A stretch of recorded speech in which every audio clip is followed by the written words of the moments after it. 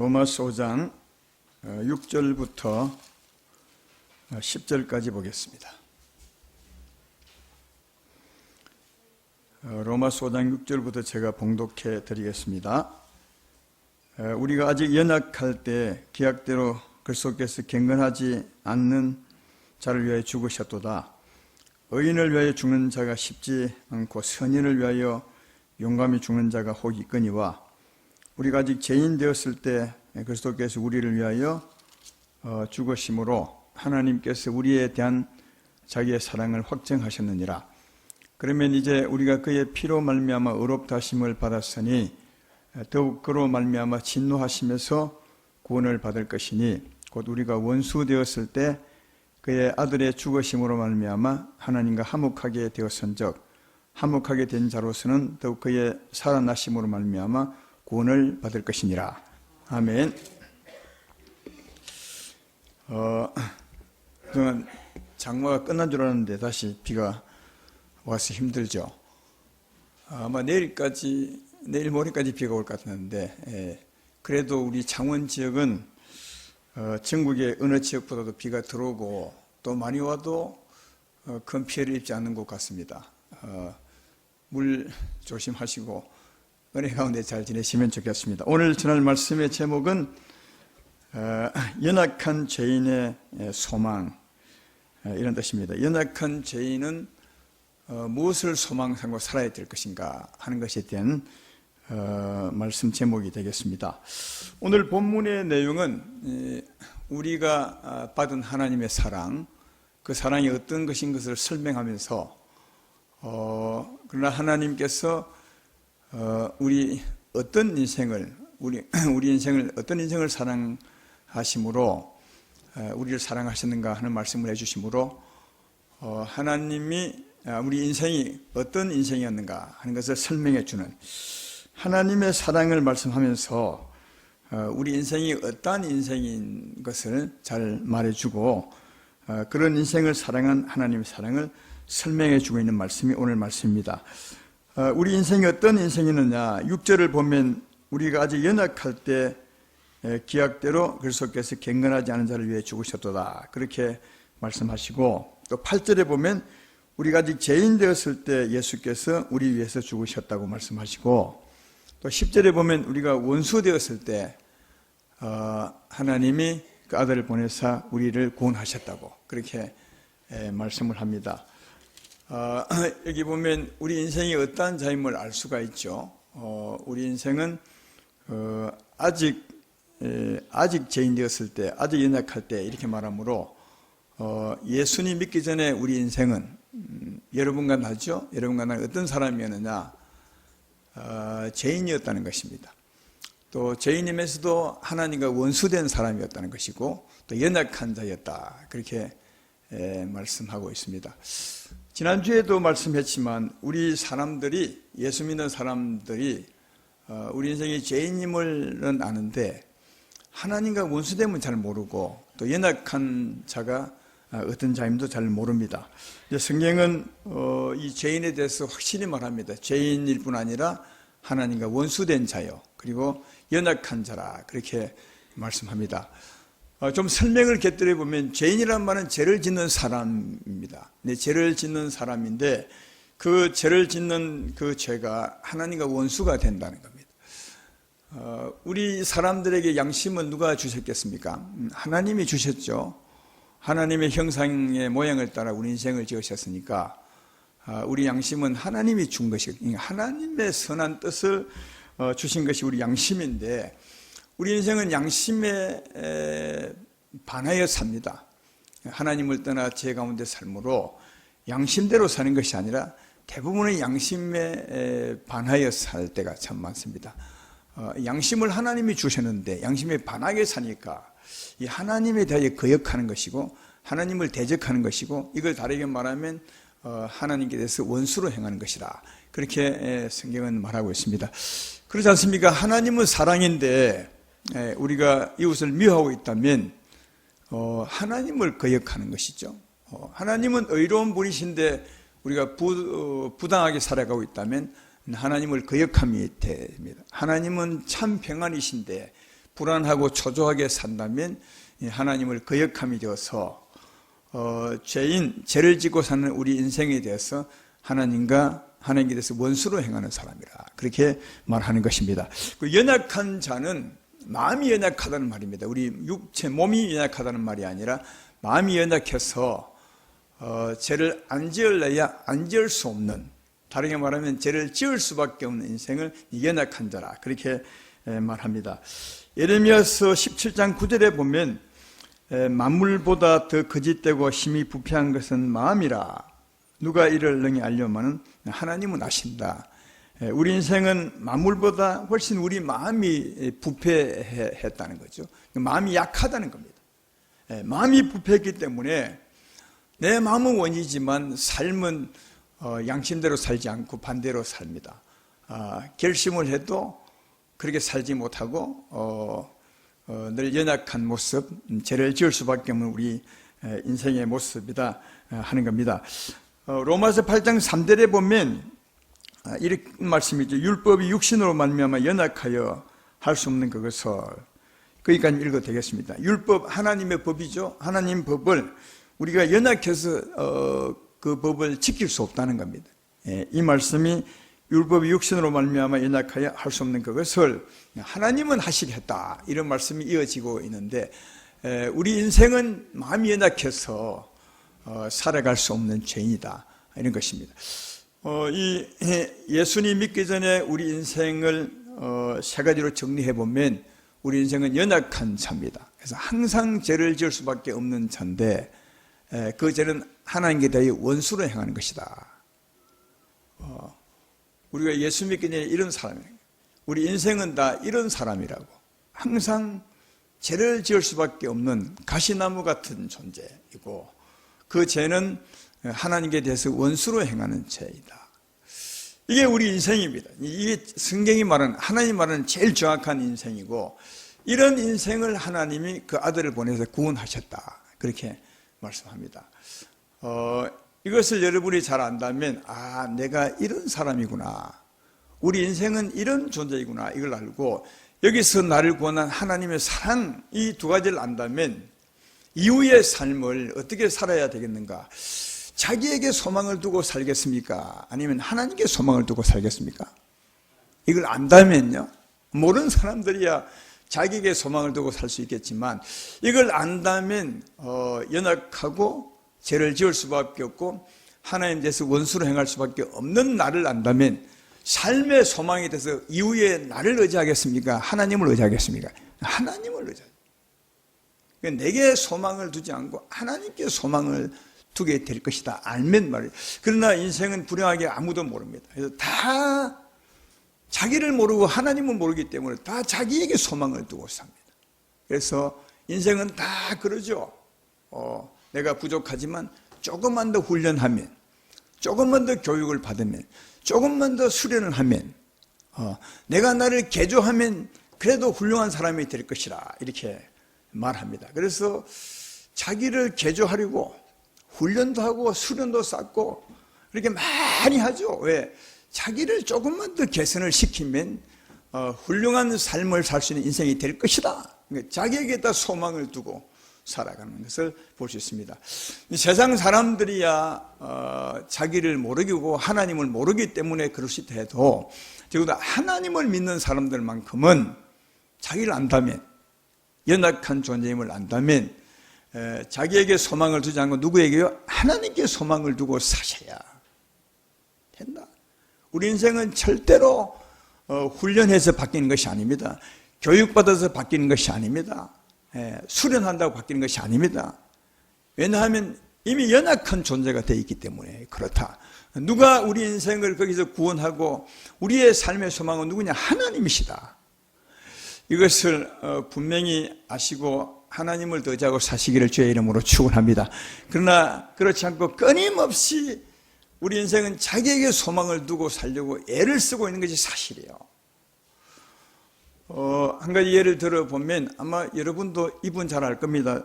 스티븐 콥이라는 분 아시죠? 외국 사람은 잘 모르겠습니까? 이분 진짜 유명한 분 아니겠습니까? 이분은 미국 사람인데 이미 이제 이 땅에서 1912년도에 아니 2012년에 돌아가셨어요. 리더십 센터를 창립한 사람이기도 하고요. 또 종교 역사학 박사이기도 하고 뭐 이런 건 잘 모르겠지만 그러나 이분이 살 때 미국을 움직이는 사람 25인 중에 한 명으로 굉장히 유명한 사람. 아마 이 책도 이분이 쓴 책은 많이 나왔어요. 성공한 사람들의 7가지 습관. 이 책은 참 유명하죠. 나도 그 이 책 읽어봤는데 아마 우리 중에는 읽어본 분이 많이 있을 것입니다. 이분이 어떤 삶의 이론을 말씀했냐 하면 우리 인생의 삶은 90대 10 원칙으로 살아간다. 90대 10 원칙의 이론을 발표한 사람인데 그게 뭐냐 하면 우리 인생의 삶, 여러분의 하루의 삶을 보면 90대 10의 원칙으로 이 비율로 된다는 겁니다. 이 10은 뭐냐 하면 우리에게 일어난 일입니다. 우리에게 일어난 일은 내가 어찌할 수 없다는 거예요. 그게 10이에요. 예를 들면 차를 타고 가다가 교통사고 나는 것은 우리가 어찌할 수 없습니다. 그렇죠? 왜? 갑자기 난 것이니까요. 그리고 또 중요한 회의가 있는데 그 비행기를 타고 꼭 가야 되는데 그 비행기가 지연이 되거나 아니면 비행기가 캔슬되거나 이건 우리가 어쩔 수 없습니다. 또 우리 가족이 병드는 것 갑자기 사고가 나거나 어려움을 당하는 건 우리가 어쩔 수 없어요. 또 이웃이 우리에게 대해서 모함을 하거나 욕을 하는 것도 우리가 어쩔 수 없어요. 이 어쩔 수 없는 일이 우리에게 10이라면 이 어쩔 수 없는 일에 대한 반응, 그에 대한 반응 이게 우리 삶의 90%를 차지하는데 이 반응은 우리가 통제할 수 있다는 거예요. 예를 들어 제가 설명을 해보겠습니다. 어느 날 그 집에 오늘 말씀의 주인공 같은 그 아빠가 양복을 딱 차려입고 흰 와이셔츠를 나처럼 깨끗하게 입고 아침에 이제 밥을 먹고 출근하려고 식탁에 다 왔습니다. 가족이 다 앉았는데 초등학교 여자아이 그 딸이 아빠 집을 지나가면서 커피를 쏟아버렸습니다. 아빠에게 깨끗한 와이셔츠에 커피를 쏟아버렸습니다. 그때 이 아빠가 그냥 화를 막 벌컥 내죠. 조심했다지 않고 뭐 그러냐고 막 화를 내고 그리고 특별히 이제 화를 내도 누구에게 제일 많이 화를 내느냐? 꼭 자기 아내한테 많이 내. 그 컵을 꼭 옆에 두어가지고 아이가 지나칠 때 컵 엎어게 했다고. 이렇게 이제 화를 한 번 내버리니까 아이는 막 울 수밖에 없고 집이 막 분위기가 엉망이 되죠. 그래서 이제 이 주인공 같은 이 아빠가 이제 회사 출근하려고 가서 방에 가서 새 옷을 입고 나오니까 이미 뭐 식탁의 분위기는 엉망이고 아이는 울고 있고 이미 이 아이가 학교 가야 되는데 이미 통근이 아니라 통학버스 지나가 버리고 그러면 이제 통학버스 지나갔으니까 이 아빠가 이 아이를 또 학교 가야 데려줘야 되는데 그것도 출근 시간 바쁜데 그래서 막 출근 시간도 바쁜데 아이까지 또 데려줘야 되니까 나쁜 마음 상한 가운데 차를 막 세게 몰고 갈 수밖에 없는 거예요. 가다가 신호등에 걸려가지고 또 벌금 물게 되고 아이를 학교에 내려주었더니 아이가 뒤도 안 돌아보고 화를 내고 학교에 들어가 버리고 그래서 이제 부랴부랴 운전해서 회사에 가니까 이미 출근해야 늦었는데 가서 보니까 또 서류를 안 챙겨온 겁니다. 그래서 또 집에 가서 서류를 챙겨 그래서 하루 종일 그 일 때문에 일이 꼬이고 마음이 힘들고 어려웠다는 거죠. 그래서 일 마치고 집에 와봤더니 집에 분위기가 여전히 싸늘하고요. 왜 그러냐? 자기 딸이 커피를 탁 쏟아버렸을 때 그때 화를 낸 이 반응 때문에 그로 인한 그 반응 때문에 집이 그렇게 돼버린 거예요. 만약 이 아빠가 화를 내지 않고 다르게 반응했다면 어떨까? 아이가 커피를 쏟았을 때 제일 놀란 사람 누구겠어요? 아이입니다. 그래서 놀란 아이에게 괜찮다. 아빠 와이셔츠 많이 있어. 가서 옷 가리고 가면 돼. 그래서 가서 아이를 따뜻하게 넣고 옷 가리고 나와서 오면 이미 이 아이는 기분 좋게 또 통근이 아니라 통학버스 타고 가고 또 가족들도 야, 참 우리 아빠 멋있어. 이렇게 하면서 분위기도 좋아질 것이고 아무 일이 없을 텐데 그 일어난 커피 쏟은 일로 말미암아 화를 내므로 그렇게 되어버렸다는 거예요. 예. 그러니까 여기 이 스티븐 코비가 말하는 것은 이것입니다. 이 커피 쏘는 일은 우리가 어쩔 수 없는 거예요. 아이도 쏟으려고 하는 것이 아니라 지나가다 커피 잔을 건드리기 때문에 쏟아지는 거다. 이는 어쩔 수 없지만 그러나 그 후에 반응은 우리가 통제할 수 있다. 이 반응 때문에 내 삶의 90%가 좋아질 것인지 아니면 90%가 나쁠 것인지 이건 내 반응에 달렸다. 이 반응은 내가 통제할 수 있다. 그러므로 이걸 우리가 안다면 90%, 10% 이 원칙을 잘 적용해서 살면 행복한 삶을 살아갈 수 있을 것이다. 이분이 이게 90대 10의 삶의 이론을 말하는 거예요.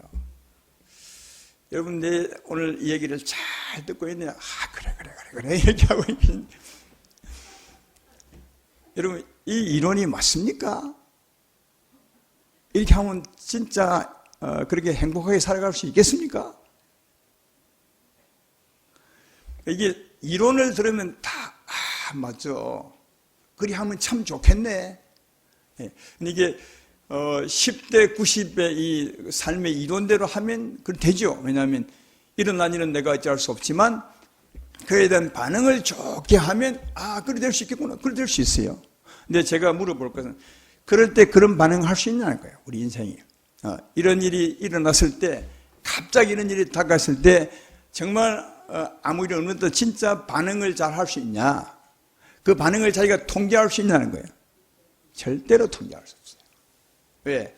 우리 인생은 연약하다고. 연약하다고. 그리고 이게 우리 사람들은 짐승과 달라서 감정의 동물이잖아요.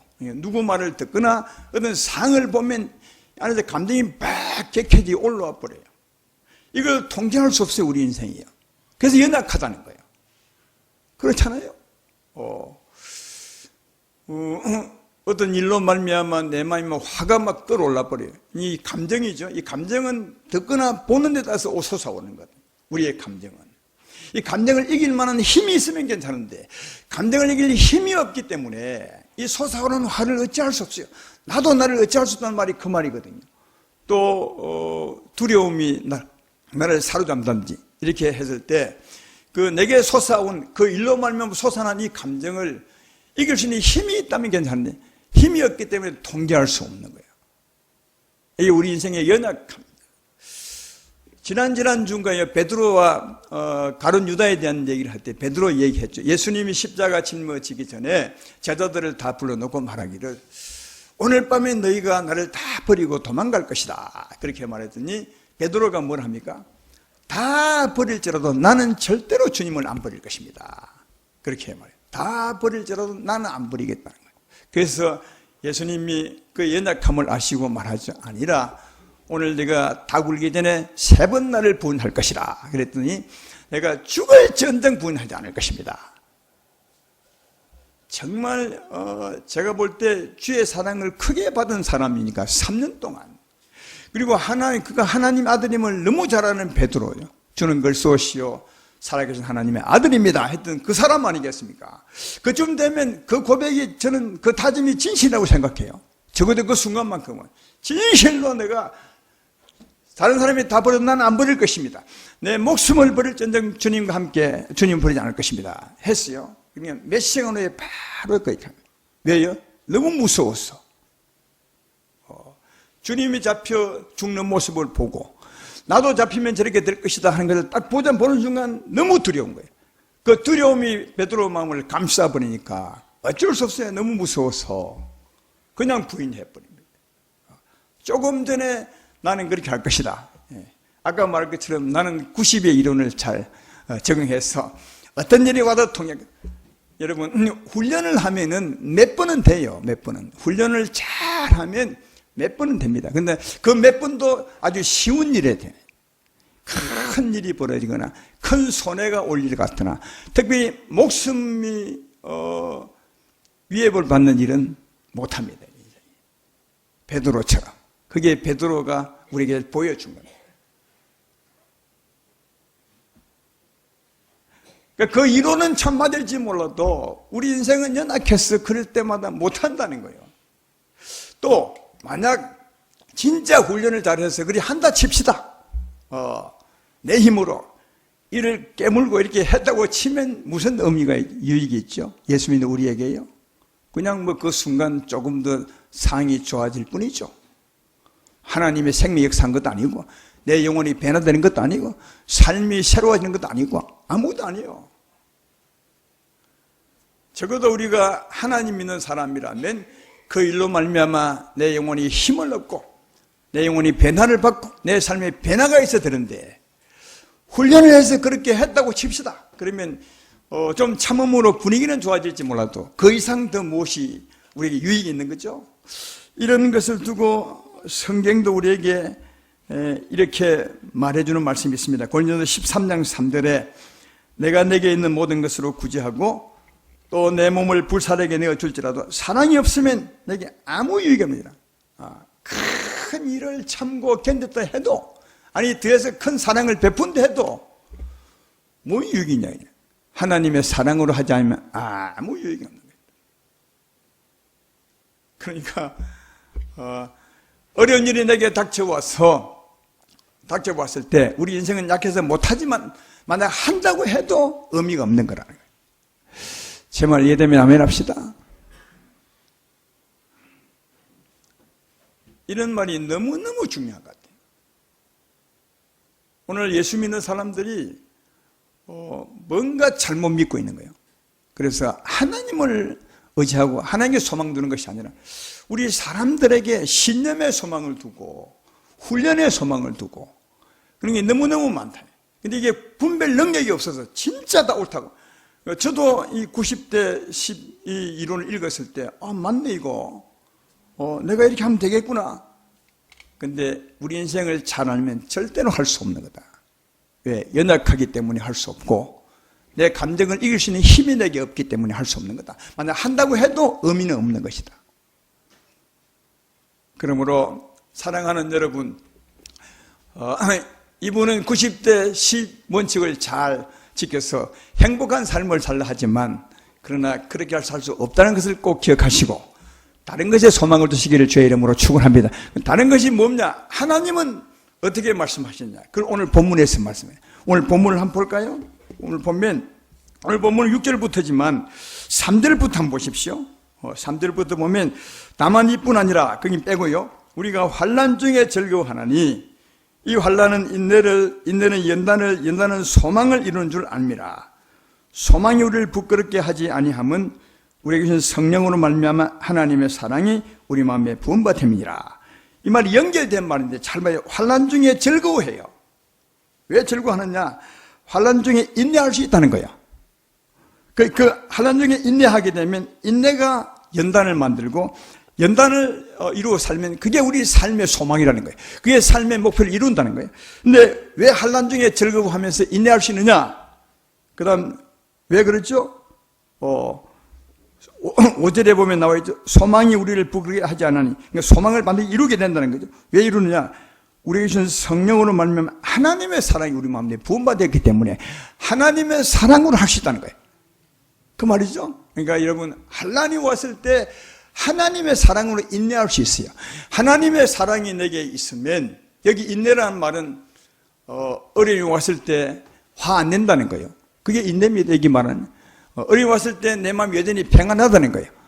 어려움이 왔을 때 내가 분하지 않다는 거예요. 그죠? 이게 환난이 왔을 때 인내할 수 있는 것은 하나님의 사랑이에요.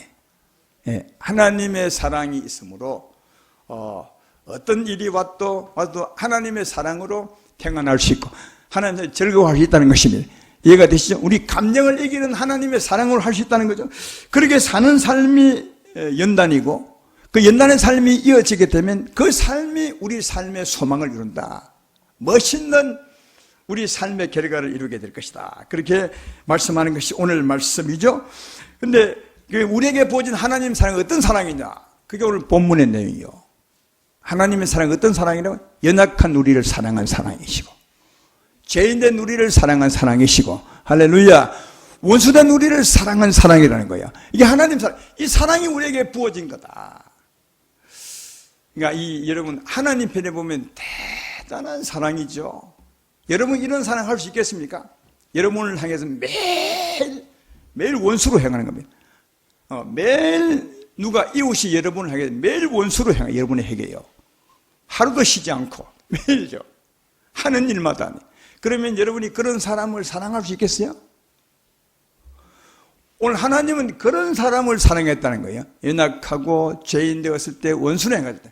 그러니까 항상 연약해서 죄를 지을 수밖에 없는데 그 죄는 하나님께서 원수로 행하는 거예요. 그러니까 하나님 편에 보면 우리 인생이 날마다 시시때때로 원수로 행하는 거예요. 근데 이런 사람을 하나님이 사랑했다는 거예요. 여러분, 이런 사랑을 우리가 가지고 있다면 내가 볼 때 어떤 사람도 사랑할 수 있고 어떤 어려움도 충분히 이길 수 있다고 생각하면 그렇지 않겠어요? 어떤 환난이 온다 해도 이 사랑이 우리 안에 있다면 충분히, 보통은 여러분 어려움은 사람으로부터 오거든요. 여기 환난의 대부분은 뭐 어려운 환경도 있고 어려운 일도 있겠지만 대부분은 이웃으로부터 오는 게 되게 많아요. 환난요. 이웃이 내게 어려움을 줄 때, 그죠? 이런 하나님의 사랑이 내 안에 역사한다면, 이 사랑이 내 마음을 사로잡으면 충분히 그런 환난 중에서도 평안할 수 있고 여유를 가질 수 있고 사랑할 수 있으리라 생각합니다. 그죠? 그래서 이 3절부터 말하기를 그렇게 말해요. 환난 중에 즐거워하나니, 어떤 환난이 와도 하나님의 사랑으로 우리가 인내할 수 있고 그 인내의 삶이 계속된 것이 연단이고 이 연단의 삶이 내 인생을 만드는 거다. 그 사랑이 성령으로 우리에게 부어진 것이다. 성령이 오심은 하나님의 사랑을 우리에게 부어준 것인데 그 사랑이 무엇이냐? 연약한 우리 인생을 사랑하고 원수 되었던 우리 인생을 사랑하고 죄인 되었던 우리 인생을 사랑은 하나님의 사랑이다. 이 사랑을 받아, 이 사랑이 우리 가운데 역사하게 되면 충분히 사랑할 수 있다. 할렐루야. 이 사랑이 우리 가운데 역사하게 되면 어떤 어려움이 온다 해도 이 사랑이 우리에게 있으면 이길 수 있죠. 인내할 수 있죠. 평안할 수 있고 웃을 수 있고 여유를 갈 수 있다. 이 말씀 지금 하고 있는 거죠. 아까 그 스티븐 코비 그 이론을 여기에 적용해 보면 그 아빠 이 예수 믿는 사람이라면 새벽기도 했지 않겠습니까? 새벽기도해서 기도합니다. 여러분은 기도할 때 무엇을 기도하십니까? 저는 기도할 때 하나님 사랑을 가장 많이 기도합니다. 왜? 성령이 내게 부어준 것이 하나님의 사랑이니까요. 하나님, 내게는 사랑이 없지만 내게 계신 하나님은 사랑이십니다. 이 사랑으로 내 마음과 생각을 주관하여 주십시오. 내 삶을 주관하여 주십시오. 이 기도 제일 많이 합니다. 아마 여러분도 금요 기도회나 내 설교를 들은 사람은 이 기도를 가장 많이 하다고 아마 그렇게 건면을 받았을 것 같아요. 그래서 이 아빠 출근하기 전에 양복 갈아입고 식사하기 전에 새벽기도를 하고 하나님 사랑으로 충만함을 입었어요. 이래가 이제 갔는데, 식당에 갔는데 초등학교 딸아이가 커피를 탁 쏟아버렸어요. 이게. 그때 어떻게 되겠어요? 충분히 감당할 수 있어요. 화 절대로 안 냅니다. 성령이 충만하면. 오히려 아이 걱정하죠. 왜냐하면 그런 일에 가장 놀라는 아이거든요. 자기 와이사스에 커피가 못해도 아이들, 너 괜찮냐? 아빠 괜찮아? 아빠 와이사스 많이 있어. 가리고 오면 돼. 충분히 그리 할 수 있을 거예요. 성령이 충만하면. 이해가 되시죠? 그래서 그런 가운데 오히려 더 자기가 이렇게 어려움 당하기보다는 아이 놀라는 것이 더 아마 마음을 두어서 아이를 달리지 않을까.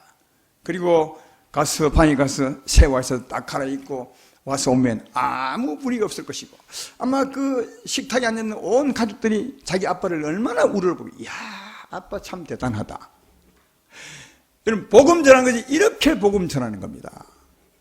자기 가족들에게. 그런 일이 있을 때 예수 믿는 아빠가 말이죠. 화를 뻘컥 내어버리고 분위기 완전히 망쳐놓고 그 다음 아이들에게 사랑해야 된다. 예수님 믿어야 된다. 이렇게 말하면 아이들이 믿겠냐고요. 오히려 그때 하나님의 사랑이 우리 마음을 차지하게 되면 충분히 이길 수 있고 오히려 더 어렵게 한 그 아이들 오히려 더 마음쓰게 되게 되어서 위로해 주지 않을까 그렇게 생각합니다. 예수님 십자가에 돌아가시기 전에 예수님은 베드로가 자기를 배반할 줄 알았어요. 알면서 예수님 걱정은 뭐냐? 배반할 것 걱정보다는 베드로가 배반하고 난 후에 베드로를 걱정했어요. 그러니까 이게 하나님의 사랑이 있으면 그런 여유가 생겨요. 배신당하는 아픔보다도 이 사람이 나를 배신했을 때 그 다음에 얼마나 힘들어하고 얼마나 어려워할까 이걸 생각하는 거예요. 예수님은 베드로가 그 십자가 짊어지기 전에 배반할 줄 아시고 그걸 염려했더라고요. 그 염려한 말씀이 누가복음 22장 31절 32절에 있어요. 그게 보면 이렇게 말해. 시몬아 시몬아 보라 사탄이 너희를 밀가부르듯 하려고 요구하였으나 내가 너를 위하여 내 믿음이 떨어지지 않기를 기도하였노니 너는 돌이킨 후에 내 형제를 굳게 하라. 그러니까 이미 알았어요. 이 베드로가 자기를 배반하고 떠날 것을 알았어요. 그러나 떠나지만 절대로 떠나지 말고 다시 돌아와서 내 형제를 잘 세웠으면 좋겠다. 이 말씀을 미리 해주는 거예요. 예? 이 베드로가 미리 들었어요. 이 말씀 듣고 난 뒤에 누가 보니까 이 말씀 보면 이제 베드로가 주님을 배반할 거 아니겠습니까? 이 말씀 듣고 베드로가 뭘 했냐면 누가 보면 22장 34절에 이렇게 말했더라고요. 베드로야 내게 말하니 그 앞에 보면 주님 내가 죽을전쟁 절대로 주님을 분해하지 않겠습니다. 이렇게 말했어요. 그때 이제 조금 전에 말했던 것처럼 누가 보면 22장 34절에 보면 베드로야 내가 내게 말하니 오늘 다 울기 전에 내가 나를 모른다고 3번 부인하리라. 이 대화 가운데 나온 거예요. 근데 주님은 미리 걱정을 했더라고요. 사랑하는 여러분, 이 얼마나 여유 있는 것입니까? 예수의 사랑. 그러니까 우리가 받은 사랑이 이 사랑이라고. 여러분 성령을 받으셨으면 믿으면 아멘 합시다. 성령의 사랑이 이 사랑이요. 우리 인생을 사랑한 이 사랑을 우리가 부원받았어요. 이 사랑이 우리 가운데 충만하면 환난 중에 기뻐할 수 있다고요. 사랑하는 성도 여러분, 우리가 훈련으로 변화되는 것이 절대 아닙니다. 아무리 교육을 해도 그때뿐입니다. 왜? 우리 인생은 연약하고 약하기 때문이죠. 그래서 하나님이 우리를 예수로 구원하신 겁니다. 구원하시고 우리에게 성령으로 사랑을 부어주셨습니다. 왜? 이 사랑으로 살려고. 이 사랑의 능력이 우리 마음과 생각을 주관하시면 어떤 환난이 온다 해도 매 순간 갑자기 다가온다 해도 이 사랑이 나를 덮고 있으면 여유 있게 대할 수 있는 거예요. 그러나 90대 10원칙처럼 훈련으로 절대로 안 됩니다. 그래서 우리가 바르게 이해하고 믿고 사셔야 주의 은혜대로 바르게 살 수 있음을 알 수가 있습니다. 사랑하는 여러분, 우리는 연약합니다. 따라서 우리에게 소망을 둘 것이 아니라 우리 구원하신 하나님께 소망을 두시기를 주의 이름으로 축원합니다. 위에서 반드시 구원을 받으셔야 됩니다. 구원이 무엇입니까? 성령이 우리 가운데 오시는 거예요. 성령이 오시면 하나님의 사랑을 부어주는 건데 이 사랑을 의지하고 사는 것이 우리 삶이다. 할렐루야.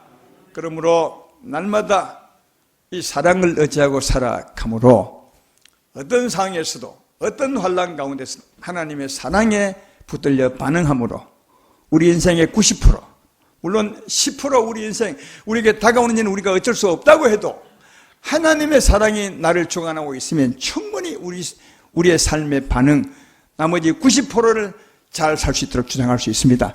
이 하나님의 사랑 의지하고 힘있고 또 은혜롭고 복 있는 삶 살아가게 되기를 주의 이름으로 축원합니다.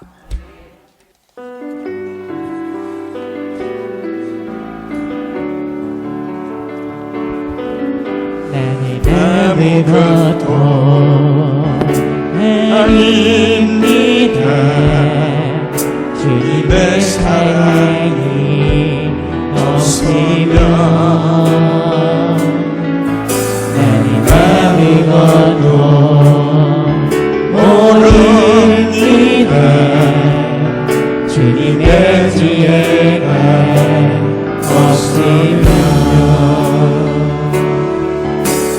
아무것도 못합니다. 주님의 능력이 없으면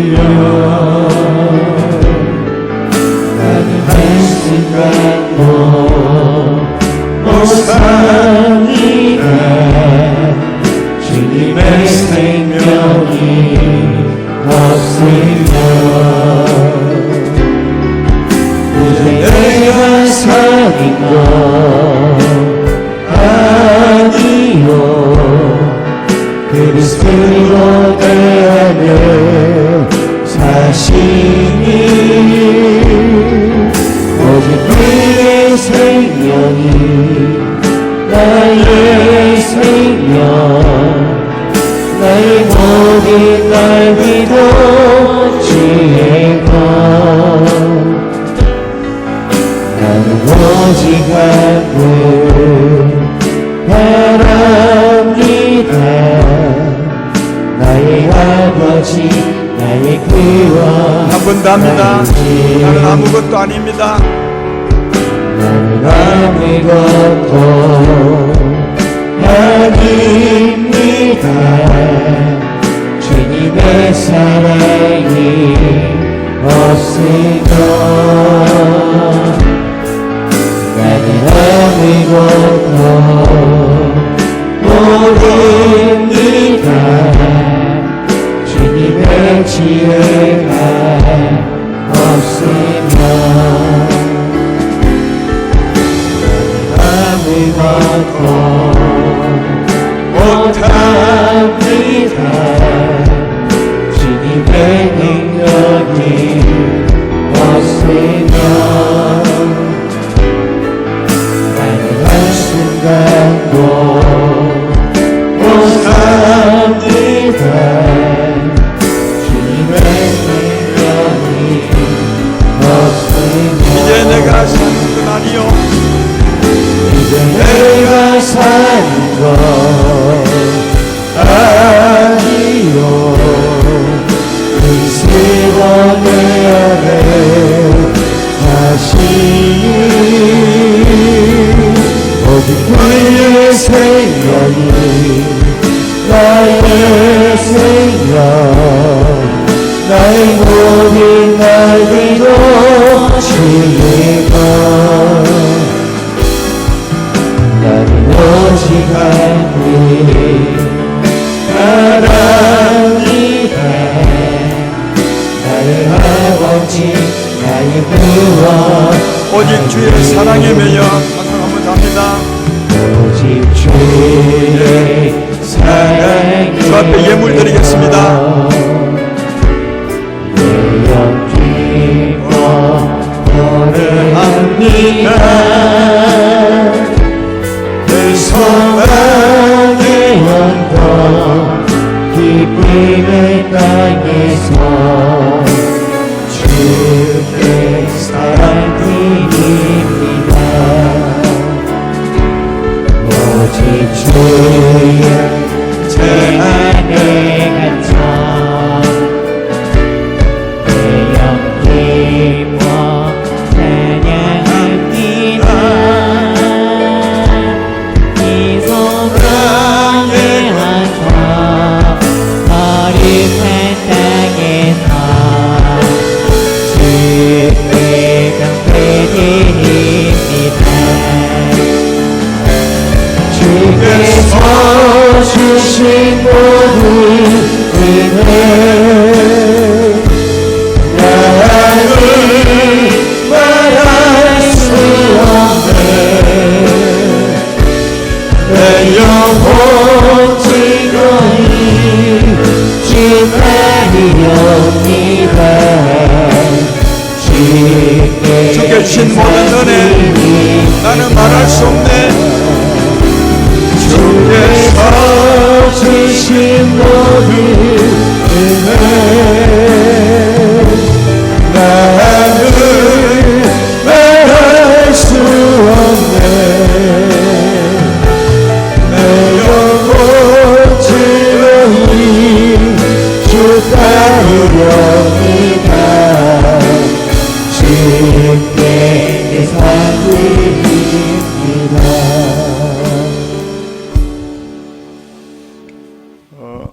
오늘날 예수 믿는 사람들이 어찌 보면 두 파트로 나눠져 있는 것 같아요. 예수 믿는다는 그 믿음으로 순전히 자기 힘을 의지하고 자기를 자꾸 개선시키려고 하는 분이 너무너무 많아요. 90대 10 이론처럼 우리가 하면 된다, 할 수 있어. 자기가 자기를 자꾸 개발해서 바꾸시려고. 그게 복음이 아니에요. 이 복음을 혼란스럽게 하는 겁니다. 진짜는 하나님 믿는 것입니다. 하나님의 사랑의 소망을 드립니다. 그래서 이런 말씀을 하는 거예요. 하나님의 사랑이 우리에게 부어진 바 된 것이고 이 사랑 의지하고 사는 게 영혼을 살리는 것이고 할렐루야 올바르게 살 수 있는 거고 이 삶이 주님을 믿고 사는 것이다. 이겁니다. 이게 너무 쫙 나눠져 있어요. 우리 기독교 내에 세상이야 예수님 안 믿으니까 하나님을 모르니까 또 자기도 모르니까 어쩔 수 없지만 예수 믿는 사람들 중에서도 이게 두 가지로 나눠져서 자기 힘으로 자기를 발전시키는 한 사람이 너무너무 많이 있습니다.